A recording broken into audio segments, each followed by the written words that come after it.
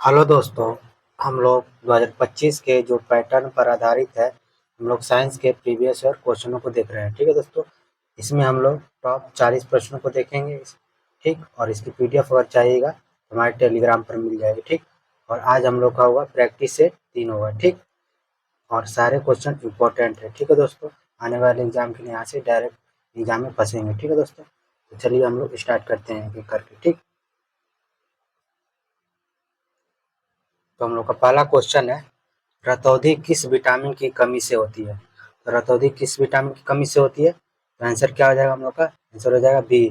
तो vitamin A की कमी से हम लोग का रतौंधी होता है। ठीक, आइए हम लोग देख लेते हैं कुछ विटामिन। यहाँ से एक क्वेश्चन जरूर पूछ देता है एग्जाम में। ठीक, तो विटामिन ए की कमी से इसका रासायनिक क्या नाम क्या होता है?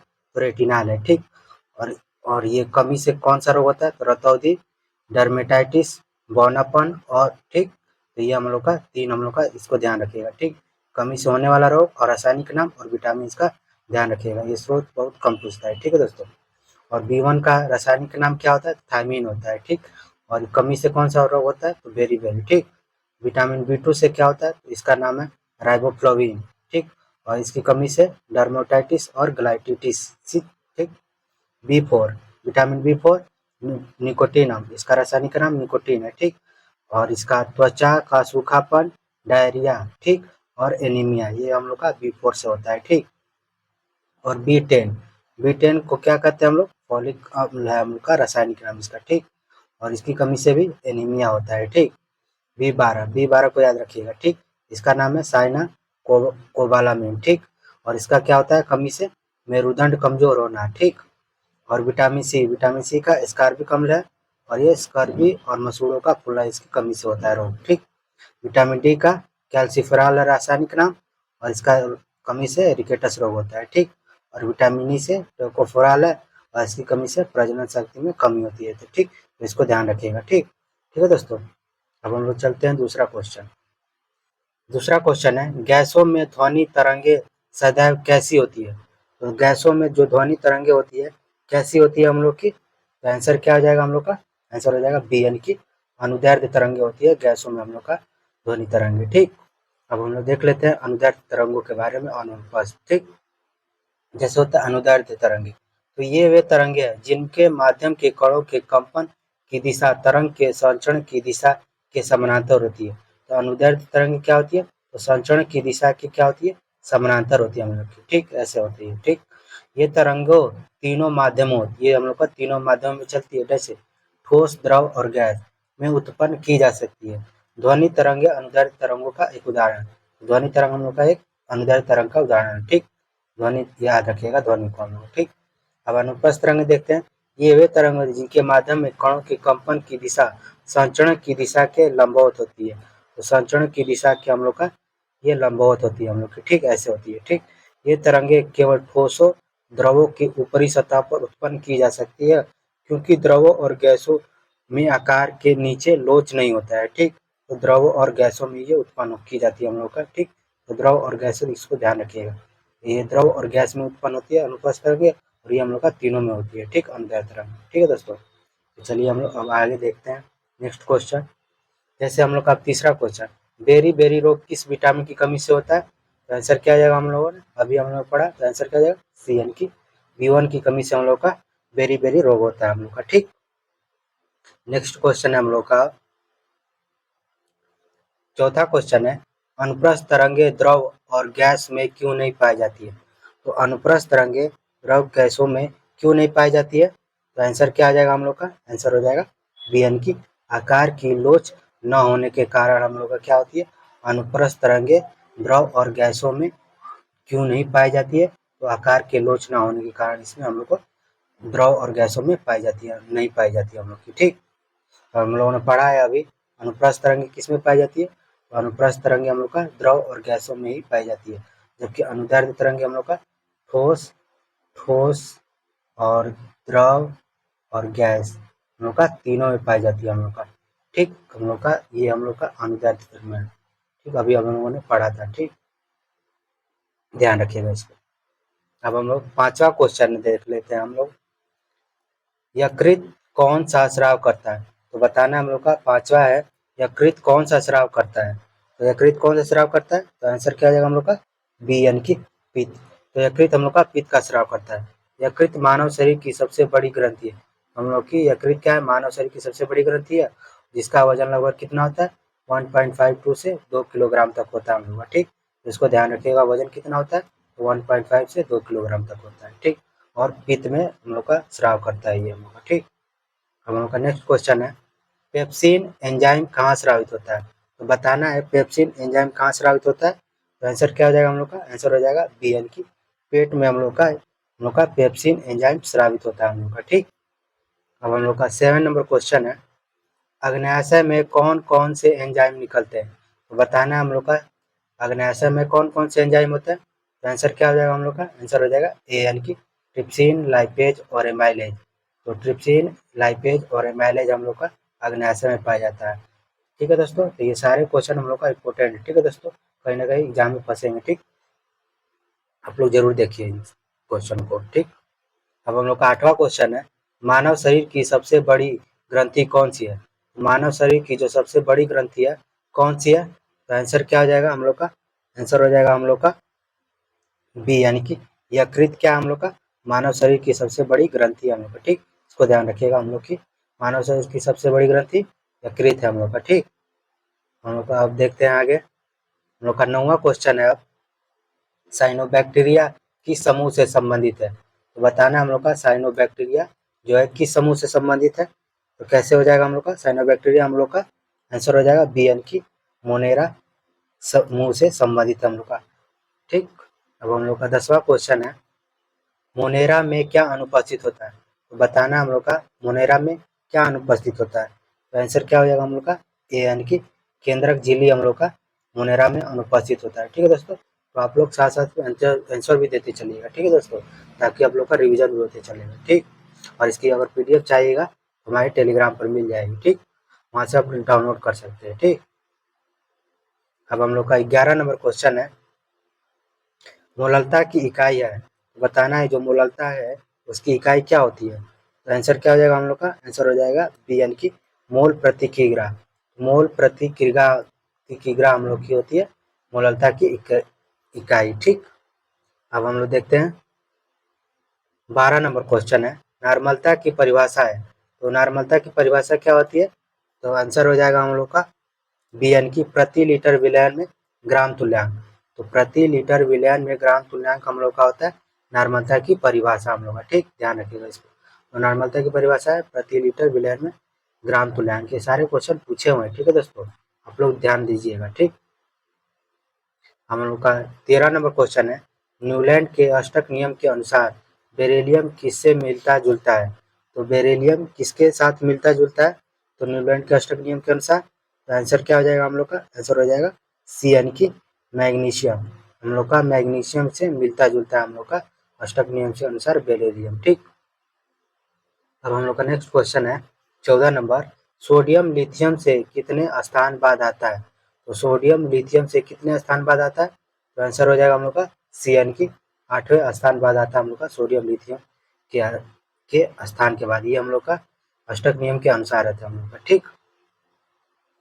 अब हम लोग का देखते हैं 15 नंबर क्वेश्चन। 15 नंबर क्वेश्चन है हम लोग का magnesium magnesium plus copper sulphate. तो कॉपर सल्फेट, तो इन दोनों से मिलकर क्या बनेगा हम लोग का? तो बनेगा हम लोग का magnesium sulphate, SO4 magnesium sulphate और प्लस कॉपर हम लोग का निकलता है, ठीक। इसको हम लोग का रिएक्शन है Mg plus COSO4 arrow MgSO4 plus copper हम लोग का विस्थापित होता है, ठीक। ध्यान रखिएगा इसको। अब हम लोग का नेक्स्ट क्वेश्चन है 16 नंबर, कॉपर सल्फेट का सामान्य नाम क्या है? तो कॉपर सल्फेट का सामान्य नाम क्या होता है? तो आंसर हो जाएगा हम लोग का बी यानी कि ब्लू विट्रियाल। तो ब्लू विट्रियाल को हम लोग कॉपर सल्फेट भी कहते हैं, ठीक है दोस्तों, ध्यान रखिएगा। अब हम लोग देखते हैं नेक्स्ट क्वेश्चन 17 नंबर क्वेश्चन है, MgSO4 N2 को क्या कहते हैं? तो मैग्नीशियम सल्फेट को हम लोग क्या कहेंगे? तो इसका क्या है कहेंगे हम लोग? आंसर हो जाएगा बी यानी कि एप्सम साल्ट। तो एप्सम साल्ट भी हम लोग कहते हैं MgSO4 को हम लोग, ठीक। ध्यान रखिएगा, ठीक। MgSO4 को हम लोग एप्सम साल्ट भी कहते हैं, ठीक। 18 नंबर क्वेश्चन है, HIV किसका उदाहरण है? तो HIV किसका उदाहरण है? तो आंसर क्या हो जाएगा हम लोग का? आंसर हो जाएगा बी, यानी कि रेट्रोवायरस। तो रेट्रोवायरस हम लोग का है, HIV एक रेट्रोवायरस का एक उदाहरण है हम लोग का। ठीक, अब हम लोग का नेक्स्ट क्वेश्चन है 19 नंबर, HIV से कौन सा रोग होता है? तो बताना है HIV से कौन सा रोग हो जाएगा हम लोग का? तो आंसर हो जाएगा बी, यानी कि एड्स। एड्स से हम लोग का होता है HIV हम लोग का एड्स से होता है। ठीक, अब हम लोग का नेक्स्ट क्वेश्चन है 20 नंबर क्वेश्चन है, ऑक्सीजन किसका उदाहरण है? तो ऑक्सीजन किसका उदाहरण हो जाएगा हम लोग का? ऑक्सीजन हो जाएगा हम लोग का, आंसर हो जाएगा बी, यानी कि ऑक्सीकारक। ऑक्सीकारक यानी कि हो जाएगा हम लोग का, ऑक्सीजन किसका उदाहरण है? तो ऑक्सीकारक का उदाहरण है हम लोग का। ठीक, अब हम लोग देखते हैं 21 नंबर क्वेश्चन है, CO गैस किसका उदाहरण है? यानी कि कार्बन जो मोनोऑक्साइड गैस है वो किसका उदाहरण है? तो 21 का आंसर क्या हो जाएगा हम लोग का? आंसर हो जाएगा हम लोग का बी, यानी कि अपचायक। ये हम लोग का अपचायक है हम लोग का CO हम लोग का। और ऑक्सीकरण क्या था हम लोग का? यानी कि ऑक्सीजन क्या था हम लोग का? तो हम लोग का ऑक्सीजन O2, यानी ऑक्सीजन क्या था हम लोग का? ऑक्सीकारक था हम लोग का। ठीक, अभी हम लोगों ने देखा इसको, हम लोग का ऑक्सीजन क्या था? तो ऑक्सीकारक था हम लोग का। ठीक, अब हम लोग देखते हैं आगे, हम लोग का 22 नंबर क्वेश्चन है, पराश्रव्य तरंगों की न्यूनतम आवृत्ति कितनी होती है? तो बताना हम लोग का पराश्रव्य तरंगों की न्यूनतम आवृत्ति कितनी हो जाएगी हम लोग की? तो आंसर हो जाएगा डी, यानी कि 20,000 हर्ट्ज से अधिक होती है हम लोग की पराश्रव्य तरंगों की आवृत्ति। ठीक, न्यूनतम आवृत्ति इतनी होती है। ठीक, अब हम लोग देखते हैं 23 नंबर क्वेश्चन, पराश्रव्य तरंगों का उपयोग कहाँ नहीं होता है? तो बताना हम लोग का जो पराश्रव्य तरंग है उसका उपयोग कहाँ नहीं होता है हम लोग का? आंसर क्या आ जाएगा हम लोग का? आंसर हो जाएगा बी, यानी कि कीटनाशक पौधों से हटाना। तो ये इसका प्रयोग नहीं किया जाता है पराश्रव्य तरंगों में। हम लोग का समुद्र की गहराई मापने में पराश्रव्य तरंगों का प्रयोग करते हैं, ट्यूमर का पता लगाने के लिए भी पराश्रव्य तरंगों का प्रयोग करेंगे, और कपड़ों से कालिख हटाने से भी हम लोग पराश्रव्य तरंगों का प्रयोग करेंगे हम लोग। ठीक, अब हम लोग देखते हैं 24 नंबर क्वेश्चन, मस्तिष्क का सबसे विकसित भाग कौन सा है? तो मस्तिष्क का सबसे विकसित भाग कौन सा हो जाएगा? तो आंसर क्या हो जाएगा हम लोग का? ए, यानी कि सेरिब्रम। तो सेरिब्रम हम लोग का मस्तिष्क का सबसे विकसित भाग है हम लोग का। ठीक, अब हम लोग आगे देखते हैं, जैसे 25 नंबर क्वेश्चन, मस्तिष्क और मेरुरज्जु किसका भाग है? तो मस्तिष्क और मेरुरज्जु किसका भाग होता है? तो आंसर हो जाएगा हम लोग का बी, यानी कि केंद्रीय तंत्रिका तंत्र का भाग होता है हम लोग का मस्तिष्क और मेरुरज्जु केंद्रीय तंत्र का भाग होता है। सेंट्रल नर्वस सिस्टम का हम लोग का CNS, सेंट्रल नर्वस सिस्टम का भाग होता है हम लोग का। ठीक, अब हम लोग का नेक्स्ट क्वेश्चन है 26 नंबर, न्यूरॉन क्या है? तो बताना हम लोग का 26 नंबर, न्यूरॉन क्या है? तो न्यूरॉन एक प्रकार क्या हो जाएगा हम लोग का? आंसर हो जाएगा बी, यानी कि सूचना संवहन की इकाई है हम लोग का न्यूरॉन। ठीक, ध्यान रखिएगा, न्यूरॉन हम लोग का सूचना संवहन की इकाई है। ठीक, हम लोग का नेक्स्ट क्वेश्चन है 27 नंबर क्वेश्चन है, आनुवंशिकी के पिता कौन कहलाते हैं? तो आनुवंशिकी के पिता कौन कहलाएंगे हम लोग का? तो 27 का आंसर हो जाएगा बी, यानी कि मेंडल को हम लोग आनुवंशिकी का पिता कहते हैं हम लोग का। ठीक, आगे हम लोग क्वेश्चन है 28 नंबर क्वेश्चन है, मेंडल ने कितने गुणों पर प्रयोग किया था? मेंडल ने कितने गुणों पर प्रयोग किया था? तो आंसर हो जाएगा सी, यानी कि 7, मतलब कि 7 गुणों का प्रयोग किया था मेंडल हम लोग का। ठीक, अब हम लोग देखते हैं 29 नंबर क्वेश्चन है, विडाल टेस्ट किसके लिए किया जाता है? तो बताना, ये जो हम लोग का विडाल टेस्ट है किसके लिए किया जाता है? आंसर हो जाएगा बी, यानी कि टाइफाइड के लिए हम लोग विडाल टेस्ट करते हैं हम लोग का। ठीक, अब हम लोग का अगला क्वेश्चन है एलिसा टेस्ट। विडाल टेस्ट हम लोग का क्या था? हम लोग का टाइफाइड के लिए। अब हम लोग का इंपोर्टेंट क्वेश्चन, ठीक है दोस्तों, इसको ध्यान रखिएगा हम लोग का। ठीक, ठीक, एलिसा टेस्ट किसके लिए किया जाता है? हम लोग का सी, यानी कि HIV और एड्स के लिए हम लोग एलिसा टेस्ट करते हैं हम लोग का। ठीक, अब हम लोग का 31 नंबर क्वेश्चन है, मलेरिया का भाग कौन सा है? मलेरिया का भाग कौन सा हो जाएगा हम लोग का? आंसर हो जाएगा हम लोग का बी, यानी कि एनफ्लीज मादा मच्छर, क्योंकि मादा एनफ्लीज मच्छर हम लोग का होता है मलेरिया का भाग होता है हम लोग का। ठीक, अगला क्वेश्चन हम लोग का 32 नंबर क्वेश्चन, डोबरनाइरर का त्रिक किसके आधार पर है? तो डोबरनाइरर जो है हम लोग का त्रिक किसके आधार पर है? तो आंसर हो जाएगा हम लोग का बी, यानी कि परमाणु द्रव्यमान पर आधारित हम लोग का डोबरनाइरर का त्रिक। ठीक, डोबरनाइरर का भी हम लोग का ठीक त्रिक के नियम पर आधारित हम लोग का। ठीक, और मोजले का हम लोग का ये था हम लोग का मोजले हम लोग का परमाणु संख्या पर आधारित हम लोग का। ठीक, अब हम लोग का अगला क्वेश्चन है 33 नंबर क्वेश्चन है लिथियम सोडियम और के यानी कि पोटेशियम उदाहरण किसका है। तो ये किसका उदाहरण हम लोग का, तो ये हम लोग का आंसर हो जाएगा ए यानी कि ये त्रिक नियम है हम लोग का। ठीक, डोबर-नाइरर का हम लोग का ये त्रिक नियम है। ये हम लोग किसका था, तो डोबर-नाइरर का हम लोग का ये त्रिक नियम था। ठीक, और अष्टक नियम हम लोग का न्यूलैंड का अष्टक नियम था हम लोग का। न्यूलैंड का हम लोग का अष्टक नियम। ठीक, अब हम लोग का देखते हैं 34 नंबर क्वेश्चन है धातुएं विद्युत की अच्छी चालक क्यों होती है। तो बताना हम लोग का धातुएं जो है विद्युत की अच्छी चालक क्यों होती है। तो आंसर हो जाएगा बी यानी कि मुक्त इलेक्ट्रॉनों की उपस्थिति से हम लोग का विद्युत की अच्छी चालक होती है इसलिए। ठीक, अब हम लोग का है 35 नंबर क्वेश्चन है कौन सी धातु सामान्यतः यानी कि सामान्य तापमान पर द्रव होती है। तो कौन सी धातु है जो सामान्य ताप पर द्रव होती है। तो आंसर हो जाएगा हम लोग का बी यानी कि पारा होता है हम लोग का सामान्य ताप पर द्रव होती है। ठीक, तो ध्यान रखिएगा। 36 नंबर क्वेश्चन है ग्लोमेरुलस कहाँ पाया जाता है। तो बताना हम लोग का 36 का है क्वेश्चन ग्लोमेरुलस कहाँ पाया जाता है। तो आंसर क्या आ जाएगा हम लोग का, तो ग्लैमरस हम लोग का पाया जाता है सी यानी कि वोमेन कैप्सूल पर हम लोग का ग्लैमरस पाया जाता है हम लोग का। ठीक, अब हम लोग का है 37 नंबर क्वेश्चन है हेनले के लूप का अवरोही भाग किसके लिए परागम है। तो हेनले का जो लूप है हम लोग का तो अवरोही भाग किसके लिए परागम में होता है।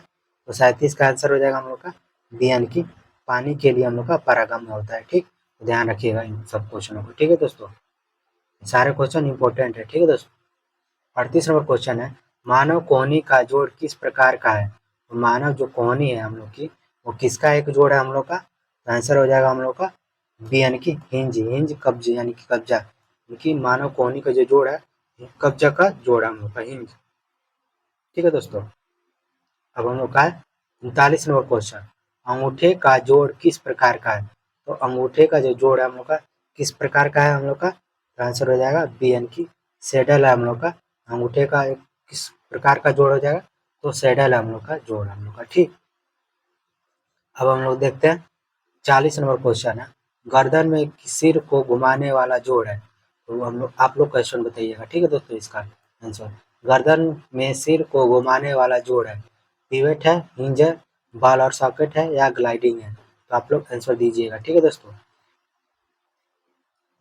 अगर वीडियो अच्छी लगे तो एक लाइक जरूर कीजिएगा। ठीक है दोस्तों, और बताइएगा अपना आपने कितना सही किया 40 में से। ठीक है दोस्तों, आपने 40 में से कितना सही किया है। ठीक है दोस्तों, बताइएगा। ठीक, और क्वेश्चन अगर अच्छा लगा तो एक लाइक जरूर कीजिए और मिलते हैं नेक्स्ट प्रैक्टिस सेट में। ठीक है दोस्तों।